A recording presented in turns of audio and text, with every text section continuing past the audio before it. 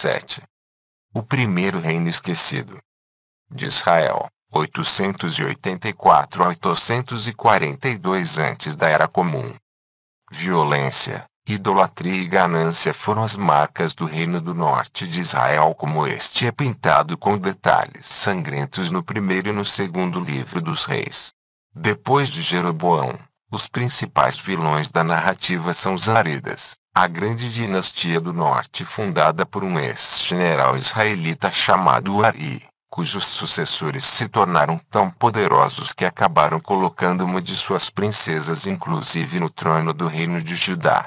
A Bíblia acusa o famoso casal Ari da rainha Acabe e sua renomada esposa Jezabel, a princesa fenícia, de repetidamente cometerem alguns dos mais graves pecados bíblicos: introduzir o culto a deuses estrangeiros na terra de Israel, assassinar sacerdotes e profetas fiéis a Yahvé, confiscar injustamente a propriedade de seus súditos e violar as tradições sagradas de Israel com arrogante impunidade. Os Zaridas figuram entre os personagens mais desprezados da história bíblica. Contudo, a nova visão arqueológica do Reino de Israel proporciona uma perspectiva inteiramente diferente dos seus reinados. De fato, se os autores e editores bíblicos tivessem sido historiadores no sentido moderno, eles poderiam ter dito que Acabe foi um rei poderoso que, pela primeira vez, logrou alçar o reino de Israel à proeminência no palco do mundo, e que esse casamento com a filha do rei fenício Etibal foi um lance brilhante de diplomacia internacional. Eles poderiam ter dito que os Zaridas construíram cidades magníficas para servir de centros administrativos de seu reino em expansão. Eles poderiam ter dito que Acabe e Ari, seu pai que foi rei antes dele, tiveram êxito em formar um dos exércitos mais poderosos da região, com o qual eles conquistaram extensos territórios no extremo norte e na Transjordânia. É claro que eles também teriam percebido que Ari e Acabe não foram particularmente piedosos e que às vezes eram caprichosos e agiam com brutalidade. Porém, o mesmo podia ser dito de virtualmente qualquer outro monarca do Oriente Próximo antigo. De fato, como Estado, Israel desfrutava de prosperidade natural e relações comerciais extensas que o tornavam amplamente diferenciável de outros reinos prósperos da região. Como observado no capítulo anterior, Israel dispunha da organização necessária para empreender projetos monumentais de construção, para compor um exército e uma burocracia profissionais e para desenvolver uma complexa hierarquia de assentamento, constituída de cidades, áreas urbanas e povoados que perfizeram o primeiro reino israelita plenamente desenvolvido. Seu caráter, seus objetivos e suas realizações eram drasticamente diferentes dos do reino de Judá. Por essa razão, eles foram quase totalmente obscurecidos pela condenação da Bíblia, que apoia as pretensões de predominância da posterior dinastia davídica do Sul, degradando e deturpando quase tudo que fez a dinastia Arida do Norte. Ascensão e queda da casa de Ari. Os livros dos reis oferecem apenas uma descrição sumária das primeiras décadas turbulentas no reino independente de Israel. Depois dos 22 anos do reinado de Jeroboão, seu filho e sucessor Nadab foi derrubado por um golpe militar, no qual todos os membros remanescentes da casa de Jeroboão foram mortos, cumprindo, assim, inteiramente as palavras do profeta Aías de que nenhum dos herdeiros de Jeroboão sobreviveria. Baasa, o novo rei, que possivelmente havia sido um comandante militar, imediatamente mostrou sua natureza belicosa, declarando guerra ao reino de Judá e avançando com suas forças militares contra Jerusalém.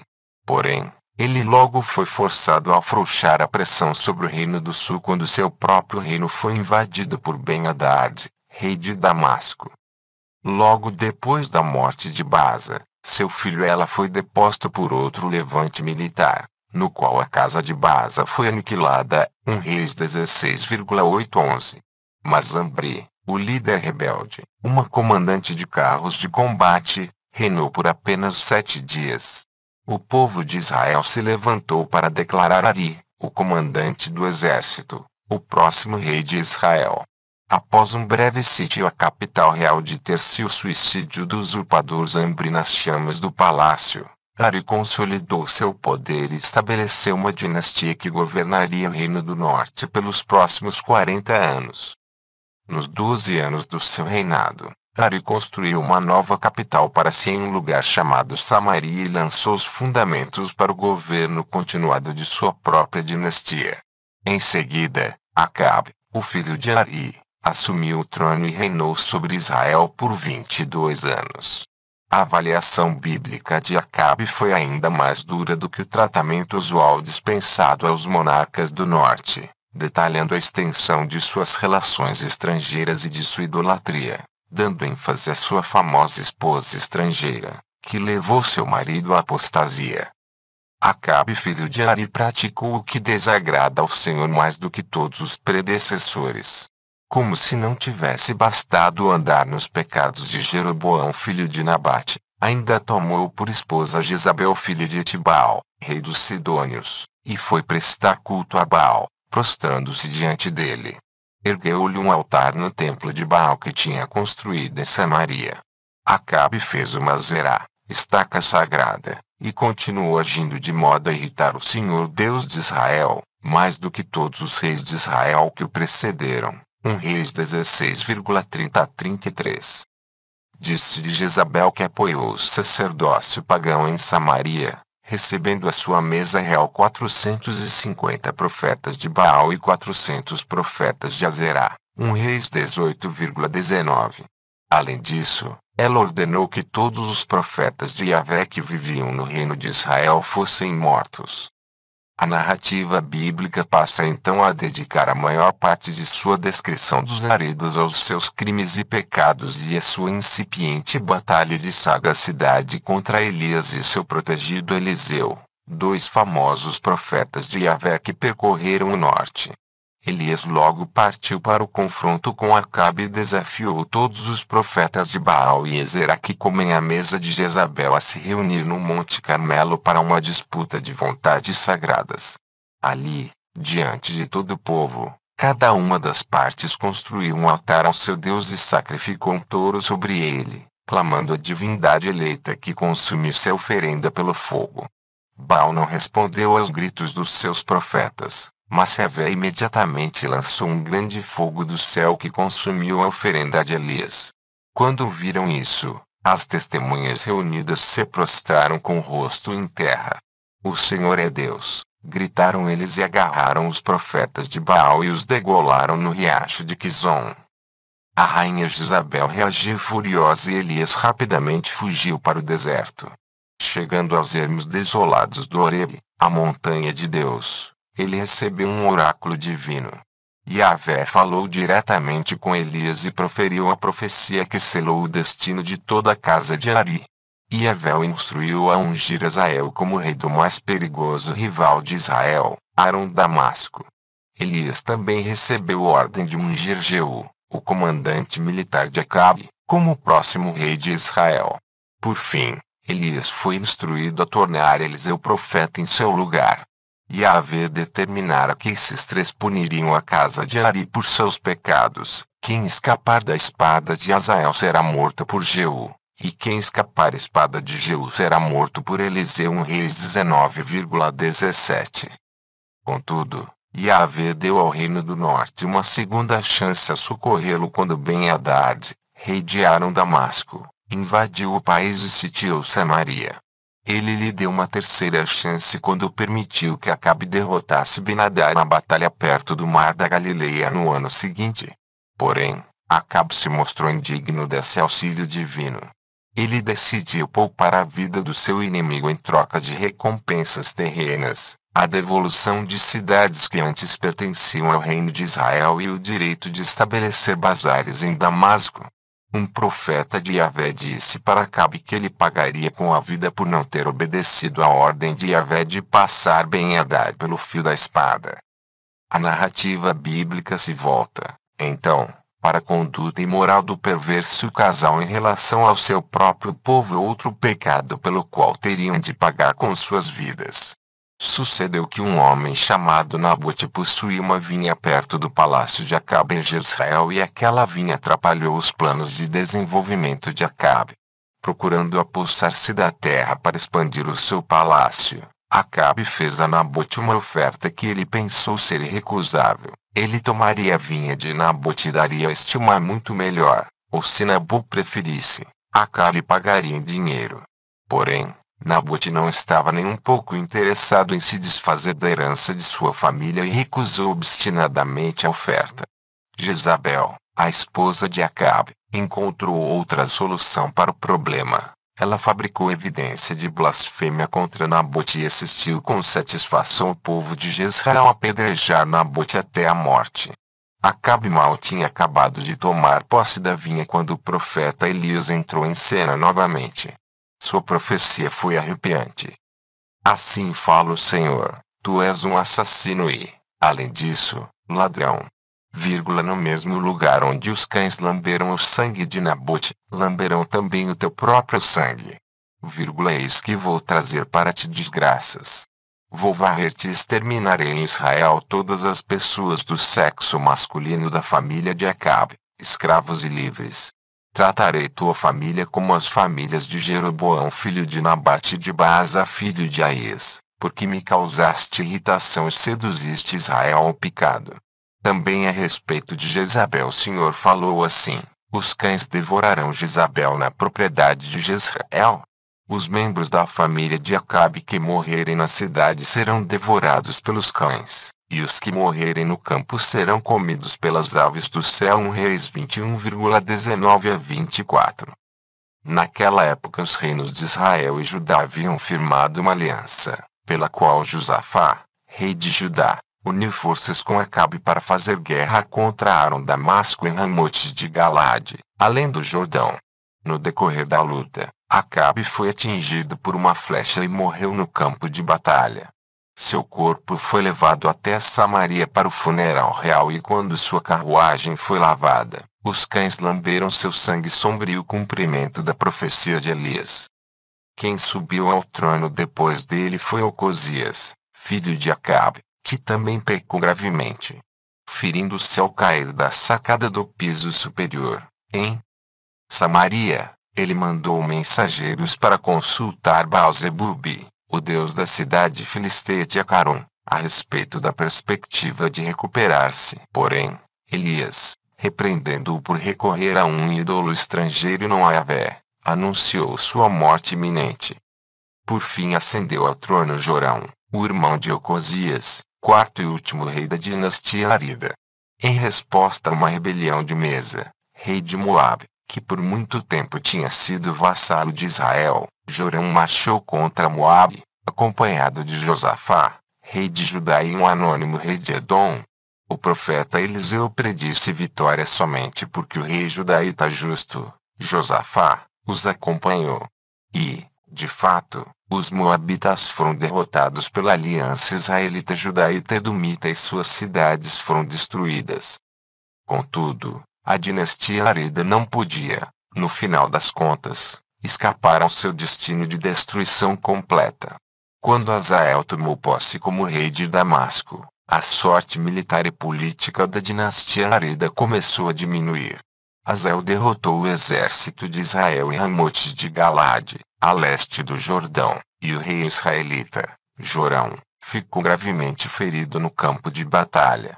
Naquele momento de crise, Eliseu enviou um dos filhos dos profetas de Yahvé para ungir Jeú, o comandante do exército, como rei de Israel, para que ele pudesse enfim destruir a casa de Acabe. E foi o que aconteceu. Ao retornar para o palácio Arida em Jezreel para curar seus ferimentos na companhia do rei Ocosias de Judá, Jorão foi confrontado por Jeú, simbolicamente na vinha de Nabote, que o matou com um flechaço no coração. Ocosias tentou escapar, mas foi ferido e morreu na cidade vizinha de Meguido, para onde havia fugido. A liquidação da família de Acabe estava chegando ao clímax. Jeú então entrou no complexo real de Jezreel e ordenou que Jezabel fosse jogada de uma janela superior do palácio. Jeú ordenou aos seus serviçais que buscassem seu corpo para o sepultamento, mas só o que encontraram foi seu crânio, seus pés e as palmas de suas mãos no pátio, pois cães de rua tinham comido a carne de Jezabel, exatamente como a arrepiante profecia de Elias havia advertido. Nesse meio tempo, os filhos do rei de Israel que viviam em Samaria 70 ao todo foram abatidos e suas cabeças postas em cestos e enviadas a Jeú em Jezreel. Ele ordenou que aquelas cabeças fossem empilhadas e expostas ao público na entrada de um dos portões da cidade. Em seguida, Jeú partiu para Samaria, onde matou o que restava da família de Acabe. Assim, a dinastia Arida foi extinta para sempre e a terrível profecia de Elias se cumpriu até a última palavra. Fronteiras distantes e potência militar.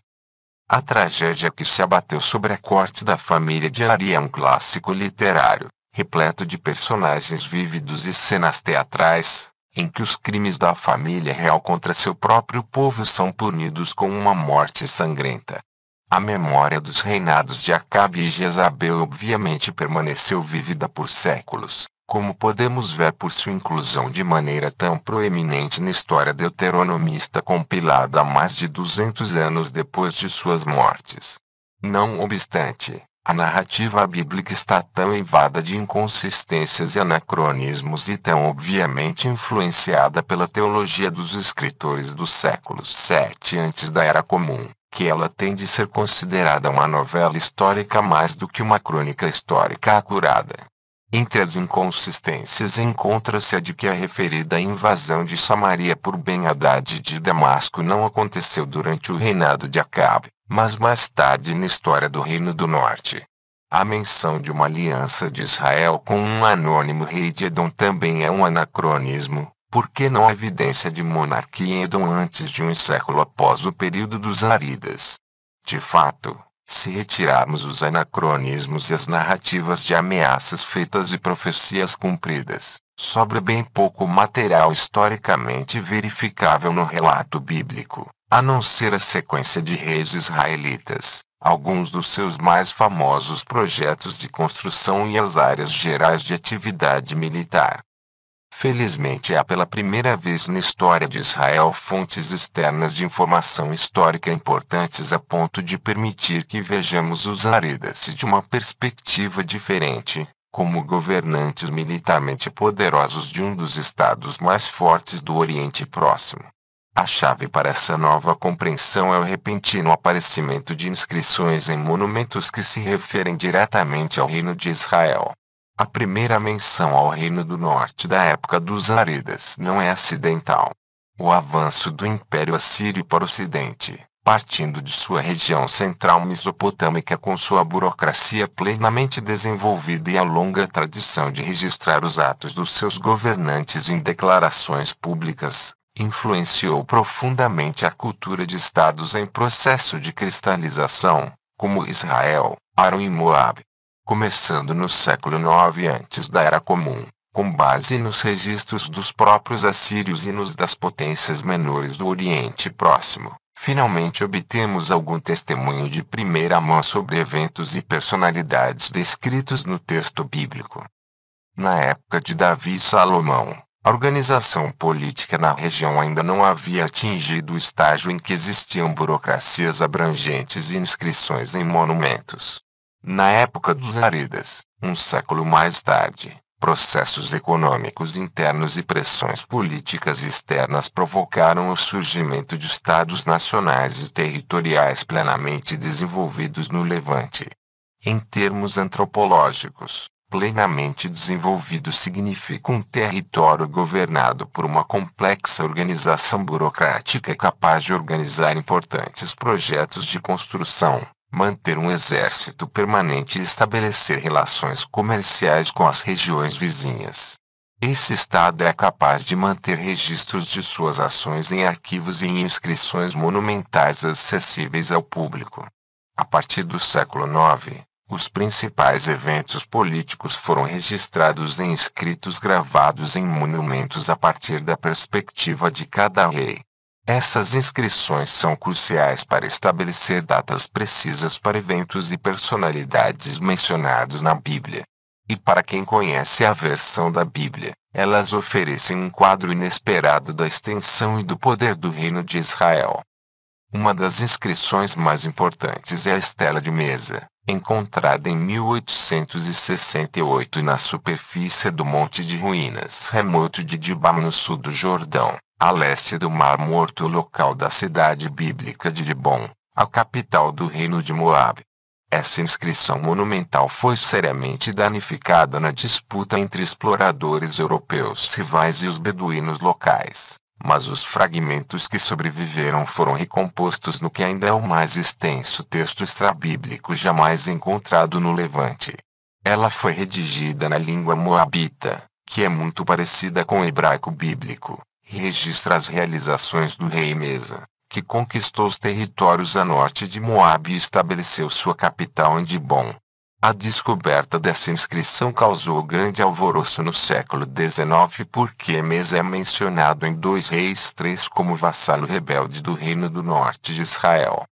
Nela, pela primeira vez, constava o outro lado da história, a primeira descrição não bíblica já encontrada dos Aridas. Os eventos registrados na inscrição se deram no século IX antes da Era Comum, quando, de acordo com seu texto fragmentário, Ari foi rei de Israel e oprimiu Moabe por muito tempo. Seu filho o sucedeu e também disse: humilharei Moabe. Em meus dias, ele falou do mesmo modo. E Ari tomou posse da terra de Medeba e residiu nela durante seus dias e durante a soma dos dias dos seus filhos, 40 anos. A inscrição prossegue relatando como Mesa expandiu gradualmente seu território, rebelando-se contra Israel, destruindo os assentamentos mais importantes dos israelitas a leste do Jordão, enquanto fortificava e embelezava sua própria capital. Embora Mesa mal consiga disfarçar seu desdém por Ari e seu filho Acabe, aprendemos de sua inscrição triunfal que o reino de Israel se expandiu até o extremo leste-sul de seu anterior território principal situado na região montanhosa central. Da mesma forma, ficamos sabendo dos conflitos com Aram-Damasco a partir da inscrição da casa de Davi descoberta na cidade bíblica de Dan em 1993. Apesar de o nome do monarca que erigiu não ter sido encontrado nos fragmentos até agora recuperados, há pouca margem para dúvida, em vista do contexto global, que foi o poderoso Hazael, rei de Aram-Damasco. Ele é mencionado várias vezes na Bíblia, em particular como instrumento de Deus para humilhar a casa de Ari.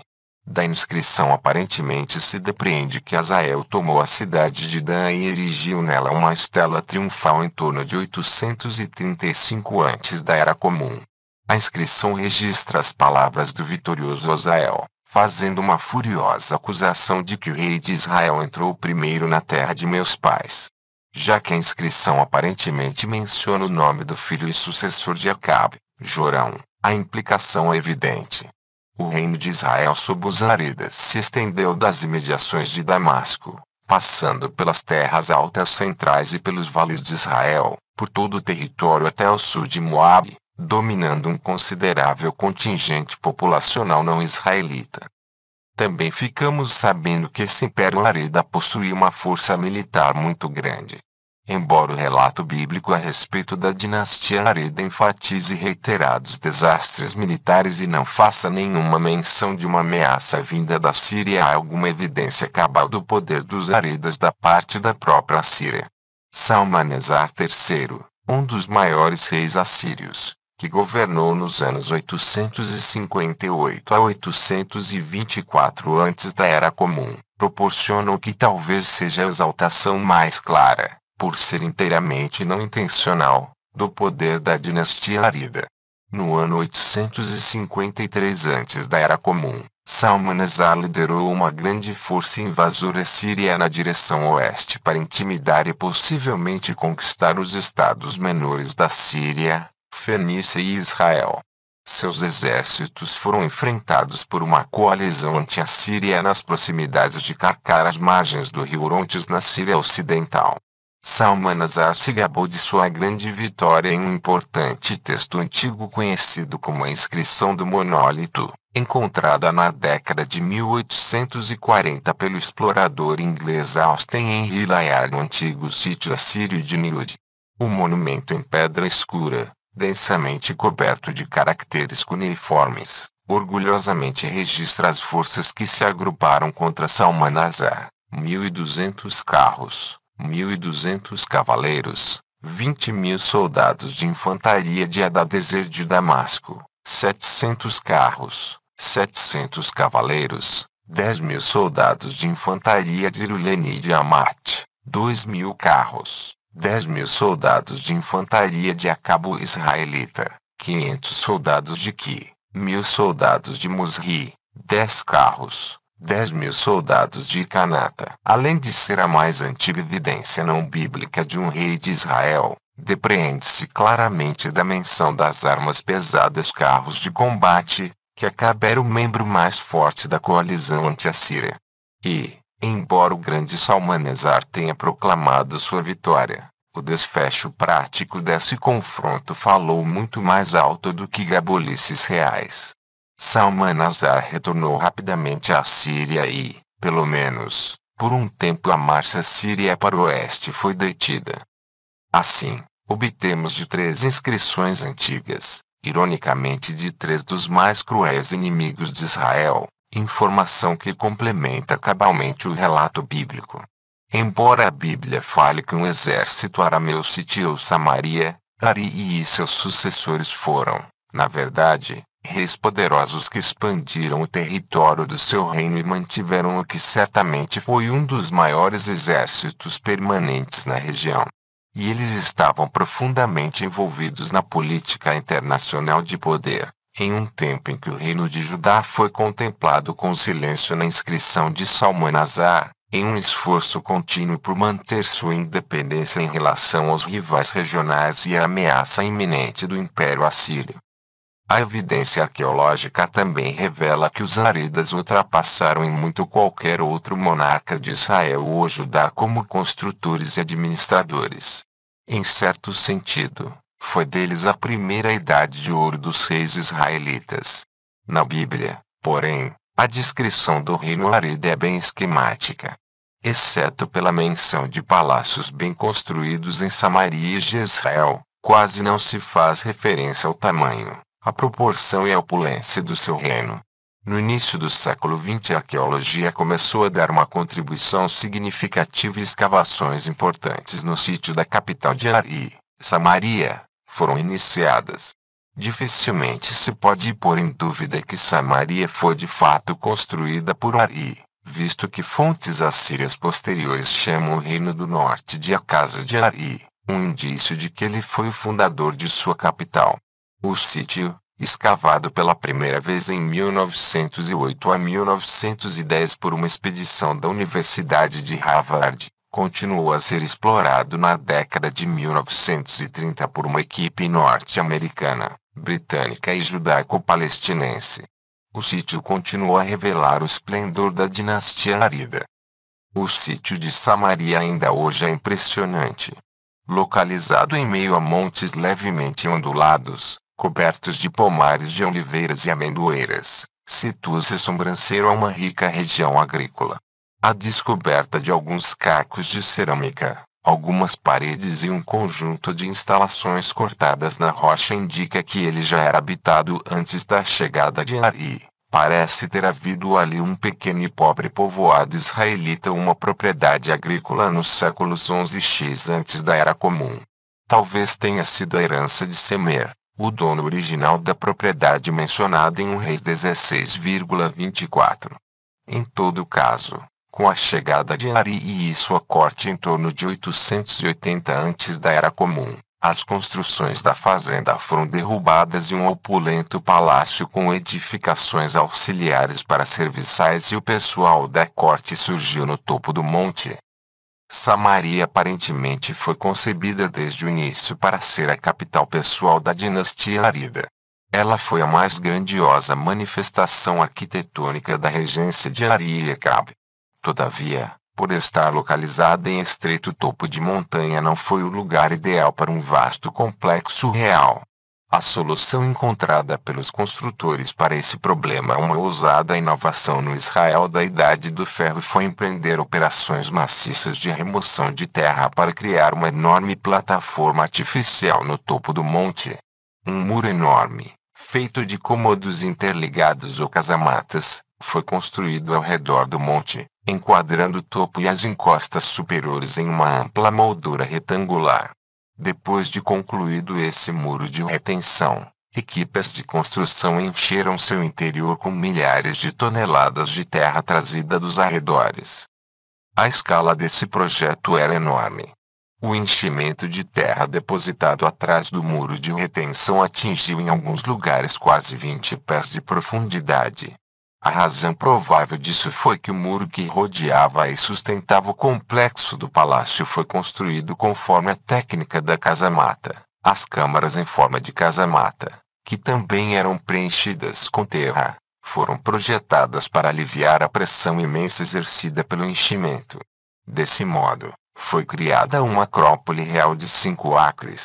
Essa gigantesca construção de pedra e terra só é comparável em termos de audácia e extravagância, embora talvez não em tamanho, a obra que Herodes o Grande empreendeu quase um milênio mais tarde no Monte do Templo em Jerusalém. Em um dos lados dessa plataforma artificial erguia-se um palácio excepcionalmente amplo e belo, que em proporção e grandiosidade rivalizou com os palácios contemporâneos dos estados do norte da Síria. Apesar de o Palácio Areda de Samaria ter sido apenas parcialmente escavado até agora, já foi posto a descoberto o suficiente do seu plano para que se reconheça que só a construção central cobria uma área de aproximadamente meio acre. Suas paredes externas foram inteiramente construídas de pedra lavrada finamente cortada e ajustada, o que o torna a mais ampla e mais bela construção da Idade do Ferro já escavada em Israel. Até os ornatos arquitetônicos são excepcionais. Capitéis de pedra de um estilo antigo singular, chamado proto-eólico, por causa da semelhança com o posterior estilo eólico grego, foram encontrados nos montes de detritos de séculos posteriores. Esses ornatos em forma de capitéis de pedra provavelmente adornaram um monumental portão externo que levava ao complexo, ou talvez uma entrada bem trabalhada para o próprio palácio principal. Do mobiliário interior só restou certa quantidade de placas de marfim entalhadas de maneira intrincada, provavelmente datadas do século VIII antes da Era Comum e portando motivos cirofenícios e egípcios. Esses marfins, usados como ornamento embutido no mobiliário do palácio, podem explicar a alusão feita em 1 Reis 22,39 à casa de marfim que Acabe teria construído. Várias construções administrativas rodeavam o palácio, mas a maior parte do cercado ficava aberta. As casas simples do povo de Samaria aparentemente se apinhavam nas encostas abaixo da Acrópole. Para os visitantes, comerciantes e emissários oficiais que chegavam a Samaria, a impressão visual da cidade real dos Aredas deve ter sido deslumbrante. Sua plataforma elevada e o palácio gigantesco e bem trabalhado atestavam riqueza, poder e prestígio. Samaria foi somente o início da descoberta da grandeza arida. A seguir veio Meguido. Em meados da década de 1920, uma equipe da Universidade de Chicago pôs à descoberta um palácio da Idade do Ferro construído com blocos de pedra lavrada belamente revestidos. O primeiro diretor das escavações do Instituto Oriental em Meguido, Clarence S. Fizer, também havia trabalhado em Samaria e imediatamente ficou impressionado com a similaridade da construção. Essa observação recebeu apoio de John Crofut, o líder da expedição conjunta Samaria, o qual sugeriu que a similaridade das técnicas de construção e do plano global de Samaria e Meguido indicavam que ambos foram construídos sob o patrocínio Arida. Porém, essa questão da similaridade arquitetônica não foi levada adiante por muitas décadas. Os membros da equipe da Universidade de Chicago estavam mais interessados na glória de Salomão do que nos perversos Zaridas. Eles ignoraram a similaridade dos estilos de construção em Meguido e Samaria e dataram os complexos de construções com pilares, presumivelmente estábulos, no extrato seguinte, ou seja, na época da monarquia unificada. No início da década de 1960, quando Gael Yadin, da Universidade Hebraica, chegou a Meguido, ele datou os palácios de Meguido, que foi escavado na década de 1921, que ele mesmo pôs a descoberto na época de Salomão e vinculou o nível mais antigo contendo os estábulos e outras estruturas era dos Zaridas. Essa cidade certamente foi impressionante. Ela era cercada por uma fortificação maciça que, de acordo com Yadin, estava munida de um largo portão de 4 câmaras, construído diretamente em cima do portão salomônico mais antigo. As características mais predominantes dentro da cidade eram 2 conjuntos de construções com pilares que muito antes já haviam sido identificados como estábulos. Contudo, Yadin não as vinculou com as descrições bíblicas do grande exército de carros de combate de Salomão, mas ao de Acabe, que consta na inscrição de Salmanasar. Contudo, como veremos, Yadin não identificou corretamente a cidade de Acabe. Aqueles estábulos provavelmente pertenceram a algum outro rei israelita posterior. A cidade de Hazor, mais ao norte, que Yadin escavou nas décadas de 1950 e 1960, forneceu evidência clara adicional do esplendor arida. Hazor também era cercada por uma fortificação maciça. No centro daquela cidade, Yadin pôs a descoberto uma construção com pilares de forma um tanto similar à dos estábulos de Meguido, dividida em 3 longos corredores por fileiras de pilares de pedra. Porém, essa estrutura não continha coxos de pedra para alimentação, de modo que foi interpretada de modo correspondente como um armazém real. Uma imponente cidadela foi desenterrada na ponta estreita ocidental do Monte de Ruínas, dentro do perímetro do muro maciço da cidade. Outro sítio importante conectado com os Zaridas é a cidade de Dan no extremo norte, nas nascentes do Rio Jordão. Já citamos as linhas iniciais da estela erguida em Dan por Hazael, rei de Aram Damasco, e comentamos que os Zaridas haviam tomado aquela área dos arameus. As escavações em Dan, dirigidas por Abraham Biran, do Colégio Unido Hebreu, trouxeram à luz fortificações maciças da Idade do Ferro, um portão enorme e bem trabalhado e um santuário com um lugar elevado. Esse amplo pódio, medindo cerca de 60 pés numa das laterais e construído com pedras lavradas belamente revestidas, foi datado, com as demais estruturas monumentais da cidade, na época dos Zaridas. Contudo, talvez as mais impressionantes obras de engenharia inicialmente vinculadas aos Zaridas são os enormes túneis de água subterrâneos cortados através da base rochosa por baixo das cidades de Meguido e Hazor. Esses túneis supriram os habitantes da cidade com acesso seguro à água potável mesmo em tempos de sítio no Oriente Próximo Antigo. Esse foi um desafio crítico, porque, enquanto as cidades importantes eram cercadas por fortificações bem construídas que lhes permitiam resistir a um ataque ou sítio pelo mais determinado dos inimigos, elas raramente dispunham de uma fonte de água fresca dentro dos seus próprios muros. Os habitantes sempre podiam recolher água da chuva em cisternas, mas isso não seria suficiente se o sítio se estendesse pelos meses quentes sem chuva do verão, especialmente se a população da cidade fosse inflada com refugiados. Visto que a maioria das cidades antigas estava localizada perto de fontes, o desafio era idealizar um acesso seguro a elas. Os túneis cortados na pedra em Hazor e Meguido figuram entre as soluções mais bem elaboradas para esse problema. Em Hazor, um amplo poço vertical foi perfurado através dos restos das cidades anteriores até a rocha sólida por baixo.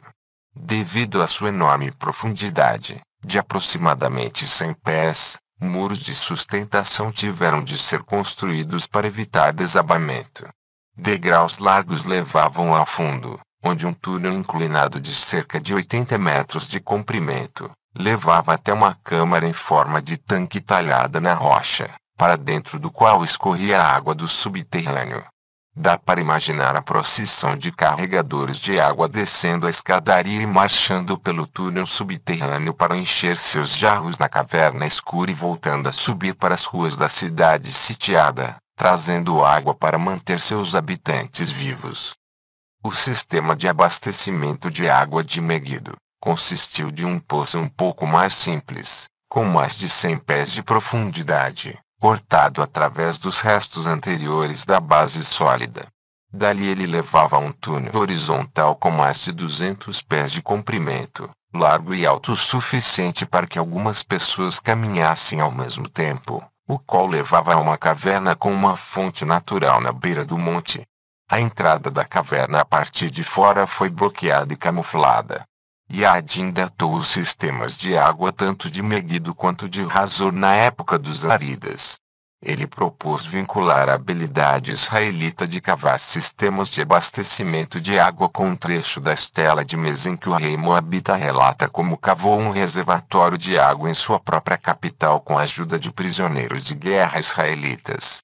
Era óbvio que a construção de tais instalações monumentais requeriam enormes investimentos e uma organização estatal eficiente e um alto nível de habilidade técnica. De um ponto de vista funcional, os engenheiros da Idade do Ferro talvez pudessem ter alcançado um resultado similar com um investimento bem menor se simplesmente cavassem um poço até o lençol freático embaixo do monte. Mas a impressão visual dessas grandes instalações de água certamente aumentava o prestígio da autoridade real que as encomendara. Um ponto de mutação esquecido na história israelita. Embora os arqueólogos do início e de meados do século XX tenham atribuído muitos projetos magníficos de construção aos Zâridas, o período do seu governo sobre o reino de Israel nunca foi visto como um momento particularmente formativo na história bíblica. Pitoresco, sim. Vívido, com certeza. Porém, em termos puramente históricos, a narrativa dos Zâridas de Acabe e Jezabel parecia ter sido enunciada em detalhes bastante adequados na Bíblia com informação de apoio de textos assírios, moabitas e arameus.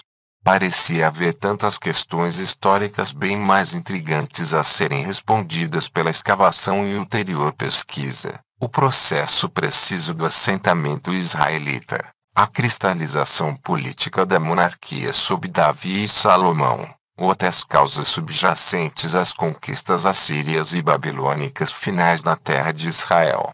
A arqueologia árida costumou ser considerada apenas uma fonte secundária de informação na agenda principal da arqueologia bíblica, recebendo menos atenção do que o período salomônico.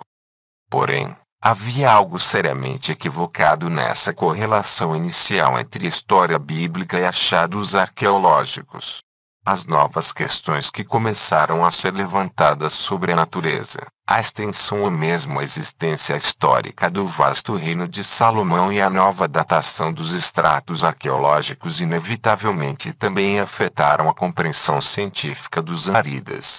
Pois se não foi Salomão que de fato construiu os portões e palácios salomônicos, quem fez isso? Os Zâridas foram os candidatos óbvios. Os mais antigos paralelos arquitetônicos dos palácios distintos escavados em Megido, e inicialmente atribuídos a Salomão, provém do norte de Síria, o suposto lugar de origem desse tipo no século IX antes da Era Comum, um século inteiro depois do período de Salomão. E esse foi precisamente a época do governo dos Zâridas. O indício para uma nova datação dos portões e palácios salomônicos adveio do sítio bíblico de Jezreel, localizado a menos de 10 milhas a leste de Megido no centro do Vale de Jezreel. Esse sítio está localizado em um belo ponto elevado, desfrutando de um clima ameno no inverno e uma brisa refrescante no verão, de onde se descortina um panorama completo de todo o Vale de Jezreel e dos montes que o cercam, desde Megido no oeste, passando pela Galileia no norte, até Betzã e Galá no leste. Jezreel é amplamente conhecida devido à narrativa bíblica da vinha de Nabote e os planos de Acabe e Jezabel de aumentar o palácio, e também como cena da liquidação sangrenta definitiva da dinastia Arida.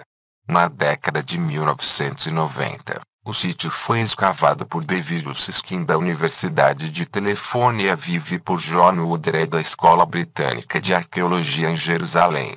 Eles puseram à descoberta uma ampla circunscrição real, muito similar à de Samaria. Esse complexo impressionante foi ocupado apenas por um breve período no século IX a.C., presumivelmente apenas durante o reinado da dinastia Arida, e foi destruído pouco depois de sua construção, talvez em conexão com a queda dos Aridos ou das subsequentes invasões no norte de Israel pelos exércitos de Aram-Damasco. Como em Samaria, uma enorme muralha em forma de casa-mata construída em torno do monte original em Jezreel formou uma caixa a ser enchida com muitas toneladas de terra. O resultado dessas operações de preenchimento e nivelamento em larga escala foi a criação de um pódio nivelado, sobre o qual foram construídas as estruturas internas do complexo real. Em Jezreel, os arqueólogos descobriram outros elementos concludentes do estilo arquitetônico Arida até aquele momento não reconhecido. Uma rampa inclinada de terra servia de apoio à muralha de casamatas pelo lado de fora para evitar que desabasse. Como elemento defensivo adicional, o complexo foi cercado por um formidável fosso cavado na base rochosa de pelo menos 25 pés de largura e mais de 15 pés de profundidade. A entrada para a circunscrição real Arida de Jezreel era feita por um portão, provavelmente do tipo composto por 6 câmaras. Pelo fato de Jezreel estar cronologicamente restrita a uma breve ocupação no século IX antes da Era Comum, ela ofereceu um caso único em que os estilos distintos de cerâmica encontrados dentro dela puderam ser usados como um indicador claro de datação para o período Arida em outros sítios.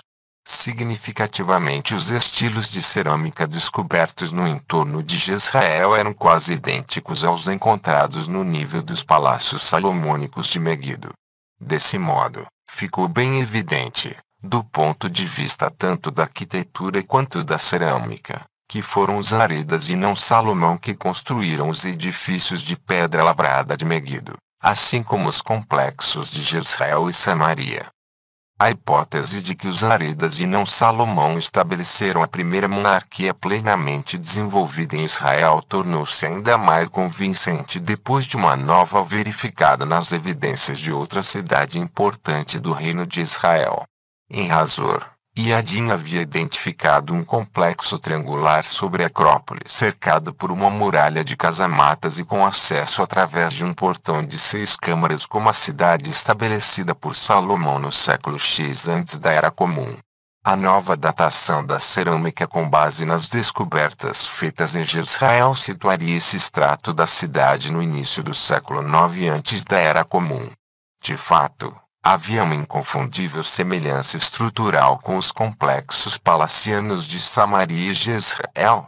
Apesar da forma triangular do complexo de Hazor ditada pela topografia do sítio, sua construção implicou uma operação pesada de nivelamento e aterramento que elevou o nível da área do portão em relação à área externa na direção leste.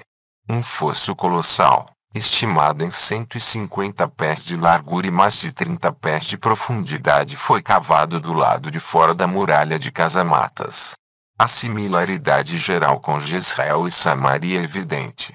Tanto é que outra cidade que por muito tempo se acreditou ser salomônica é mais provavelmente Arida.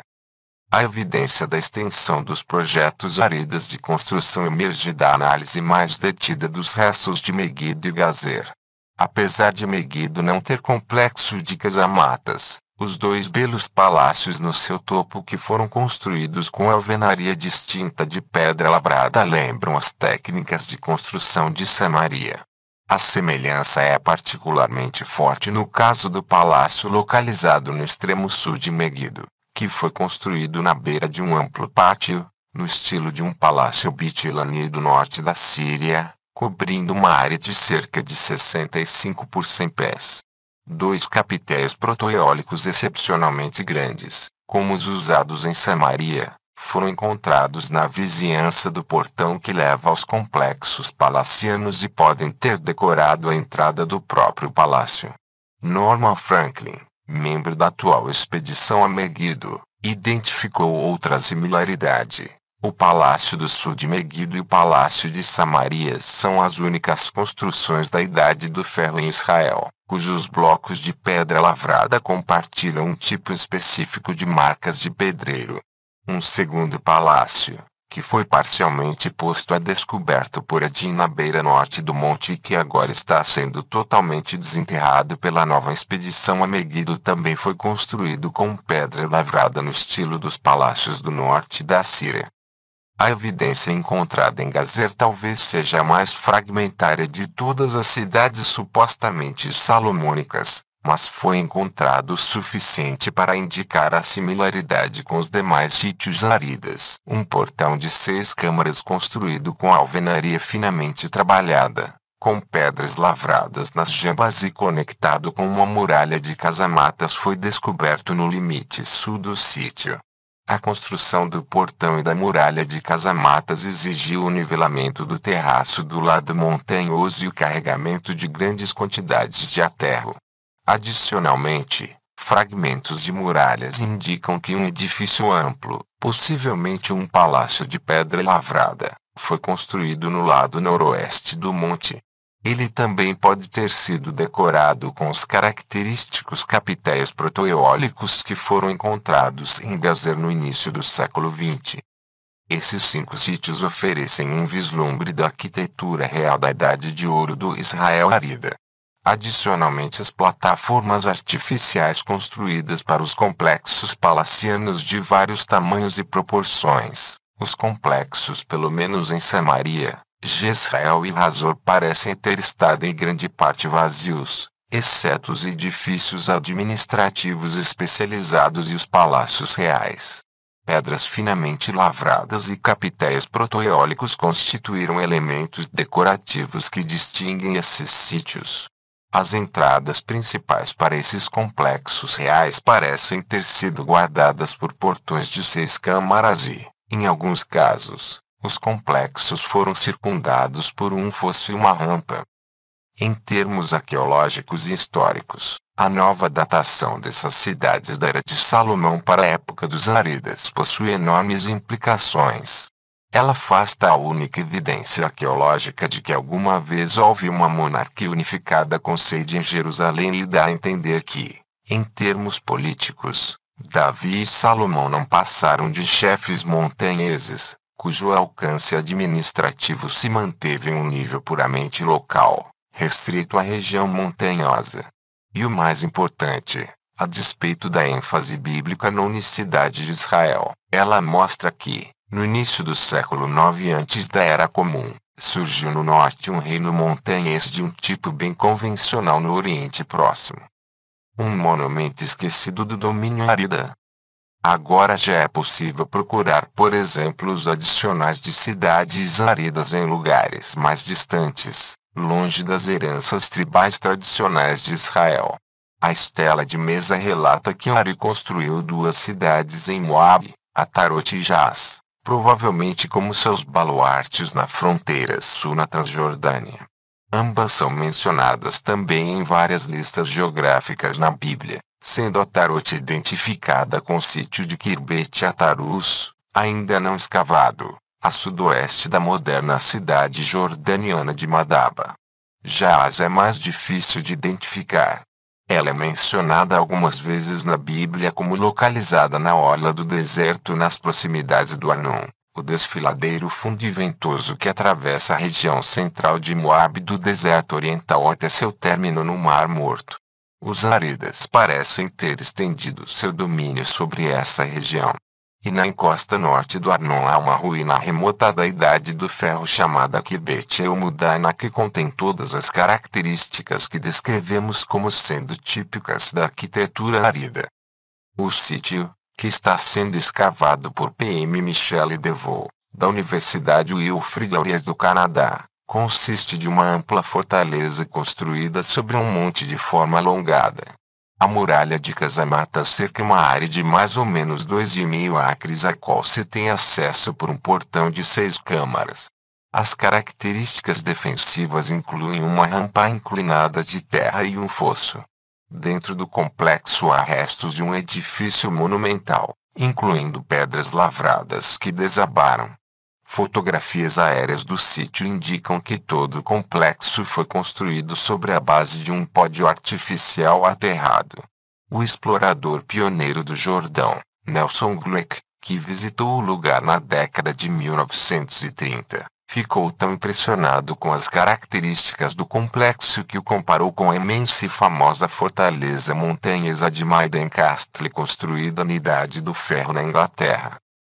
Será que essa ruína remota seja o antigo posto avançado Areda de Jaz, mencionado na estela do rei Mesa?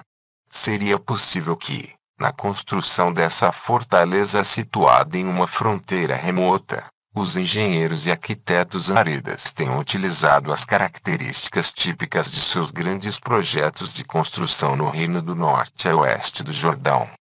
Será que, a exemplo de Samaria e Jezreel, eles se valeram de sofisticadas operações de remoção de terra e enormes muralhas de retenção para transformar um pequeno assentamento no alto de um morro em um imponente baluarte? Talvez os aredas tenham sido até mais poderosos e sua influência cultural tenha tido um alcance bem maior do que atualmente se reconhece.